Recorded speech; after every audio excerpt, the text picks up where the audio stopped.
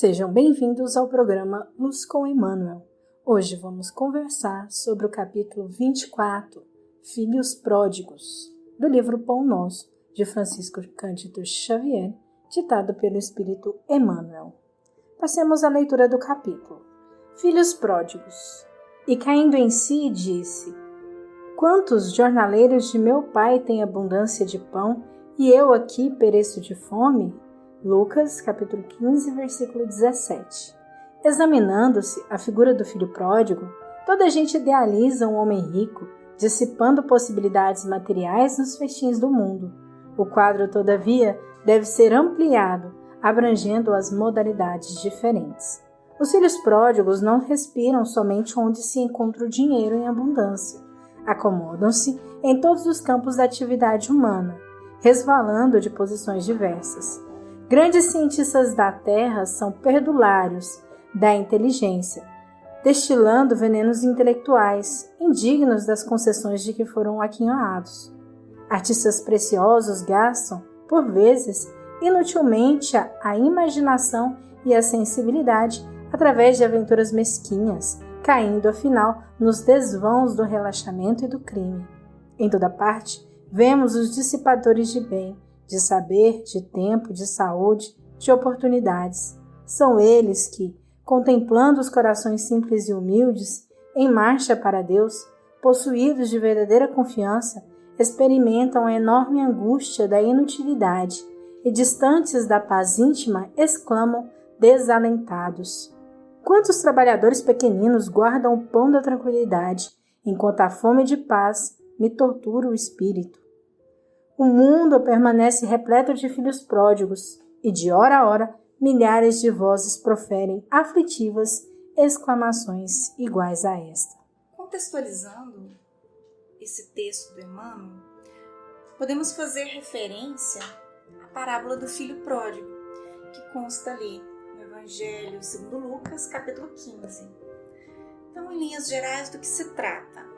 Jesus conta uma história em que um homem tinha 2 filhos e o mais novo, em determinado momento, lhe pede parte da sua herança, a sua parte da herança, pega tudo o que lhe cabia e vai a uma terra distante, onde gasta tudo de modo tresloucado, impensado. A partir de determinado momento em que ele gasta tudo isso, ele passa a carecer das coisas, passa a passar fome. Então, depois de determinado momento em que esse menino passa a carecer de coisas básicas, ele chega ao ponto de comer comida de porcos, lavagem.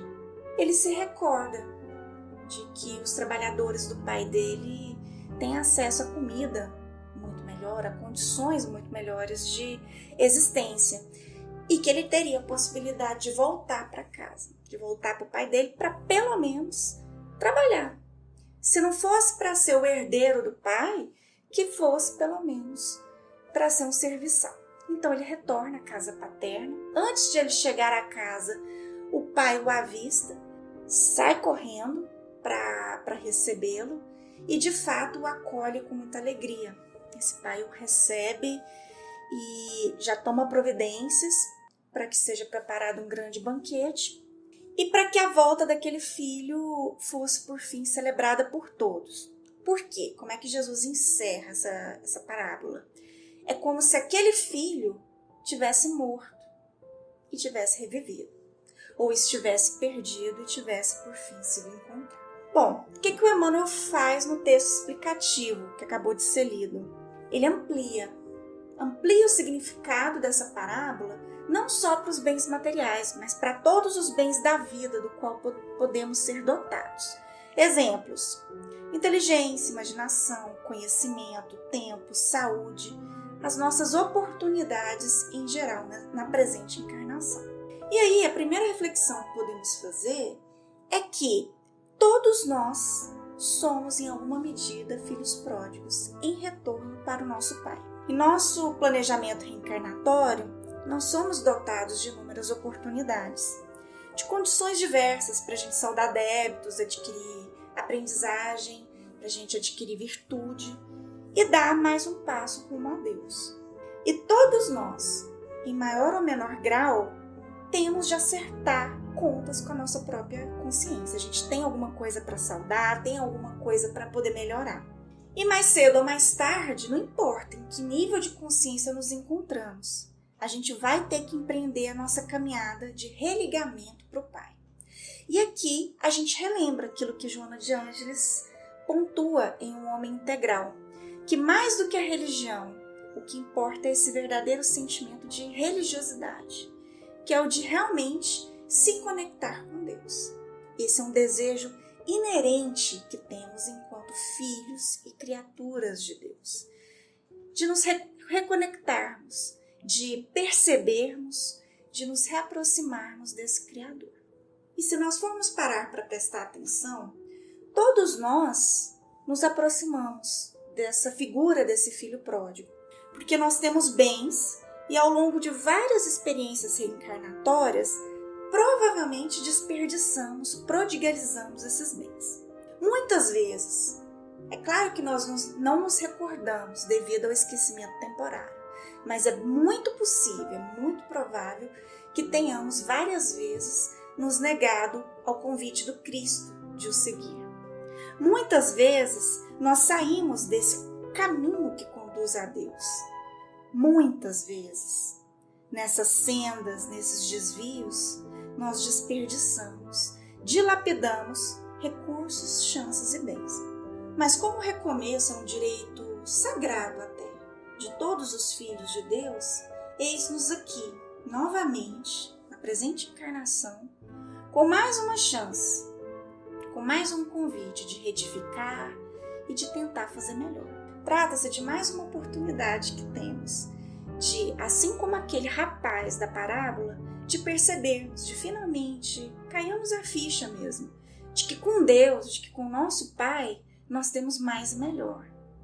Com Ele, nós estamos mais seguros. Então, a presente existência é mais uma oportunidade, repleta de bens, para que possamos, assim como aquele rapaz da parábola, finalmente percebermos que com Deus nós temos mais e melhor, que com o nosso Pai nós estamos mais seguros. E é para Ele que nós somos inexoravelmente atraídos. É nesse sentido que vem a reflexão do autor do nosso texto de hoje. Como temos utilizado os bens, sejam materiais, sejam intelectuais, como que a gente tem feito essa gestão desses bens? Temos prodigalizado mais uma vez? Ou será que estamos fazendo um uso mais consciente? Aqui, por exemplo, podemos pegar o bem da saúde. Como que temos tratado o nosso corpo físico? Basta prestarmos atenção naquilo que comemos e bebemos. Será que temos tratado bem esse instrumento que é divino? Ou será que estamos, na verdade, ampliando as causas atuais de aflições da nossa vida? Adquirindo débitos, adquirindo mais problemas, ao invés de solucionar os problemas que já temos. Outro exemplo que o Emmanuel dá: o bem, ou a dádiva, ou o dom do tempo. Joana de Ângeles chama a nossa atenção para as chamadas horas vazias. São aquelas horas sem atividade, sem objetivo, aquelas em que nós não fruímos nem um trabalho bem feito e nem um lazer que de fato nos ajuda a descansar. E essa benfeitora pontua que o tempo mal aproveitado comumente é uma forma de fuga da realidade. Então podemos nos perguntar, quando a gente se atola no serviço, quando a gente está ali se escondendo no nosso escritório, do nosso trabalho, do que a gente está fugindo mesmo? Será que é dos problemas que nós temos em casa? Por que é tão comum haver na nossa agenda questões que a gente nunca consegue resolver? Pontos na nossa rotina para os quais a gente deveria ter tempo, mas para os quais a gente nunca faz esse tempo. Do que a gente foge quando a gente se afunda no sofá e vê uma série atrás de outra, às vezes muitas horas, numa verdadeira maratona? O que a gente está fugindo? Será que é de enfrentar a si mesmo e de tentar resolver os verdadeiros conflitos na nossa vida? Interessante lembrar que Paulo, em sua carta aos Efésios, ele nos mostra essa importância de bem aproveitar o tempo. E ele nos pontua isso utilizando a expressão comprar o tempo.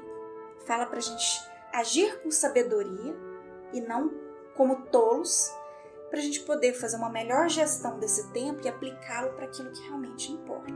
E aqui cabe mais uma reflexão em torno desse tempo, que é aquele que Joana nos recorda lá no Homem Integral.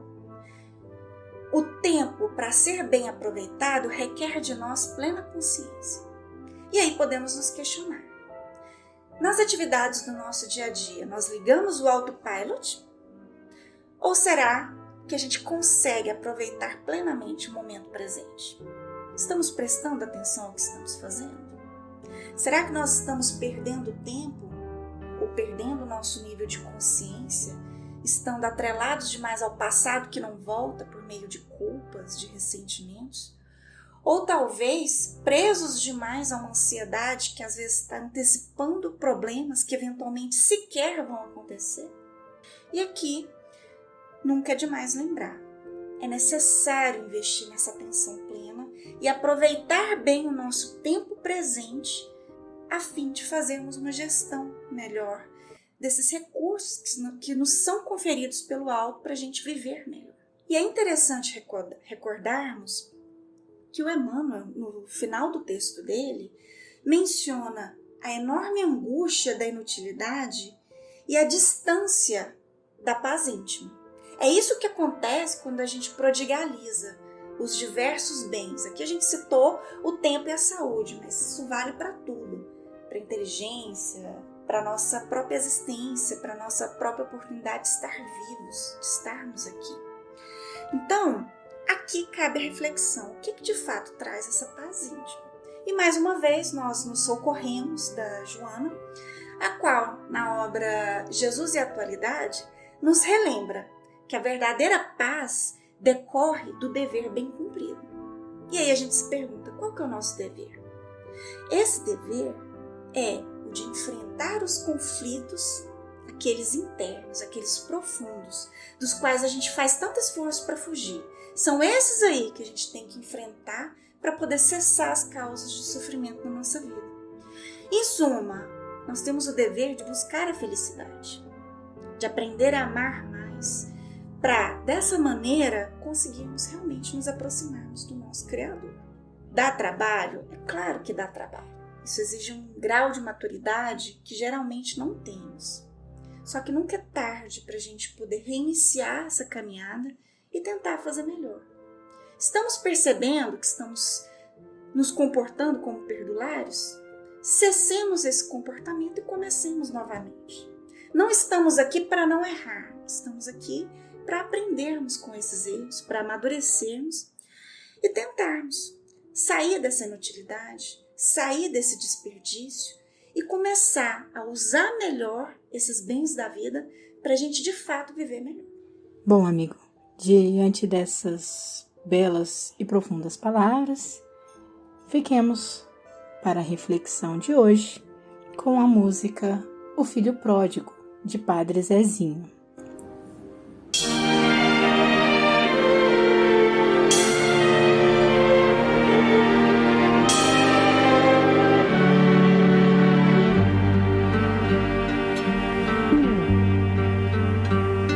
Filosofia não me deu felicidade, explicação não explicou o que eu te fiz.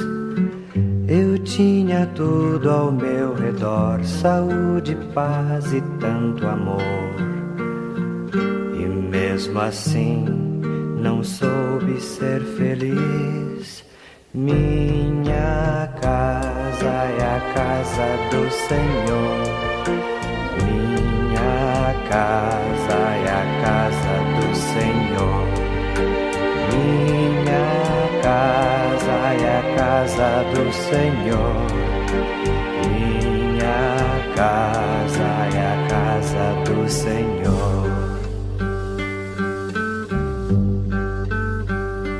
Me afastei porque eu pensei ser meu direito usar daquilo que era meu como escolhi.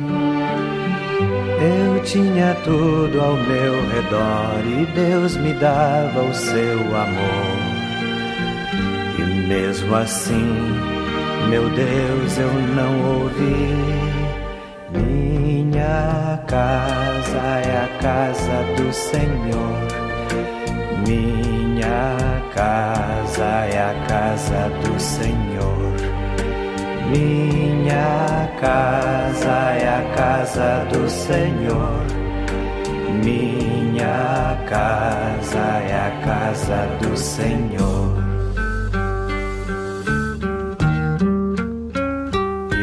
Imaginei saber de tudo e fui descrente. Contra meu Deus ouvi falar e me calei. Não, eu não fui um bom cristão, pois fiz ao mundo concessão. E sem notar, de Deus me envergonhei. Minha casa é a casa do Senhor. Minha casa é a casa do Senhor. Minha casa é a casa do Senhor. Minha casa é a casa do Senhor. Igual ao filho que partiu naquela história. Felicidade longe dele eu não achei. Filosofia não me deu aquela paz que vem de Deus. Ao meu Senhor, agora eu voltarei. Minha casa é a casa do Senhor. Minha casa é a casa do Senhor. Minha casa é a casa do Senhor. Minha casa é a casa do Senhor.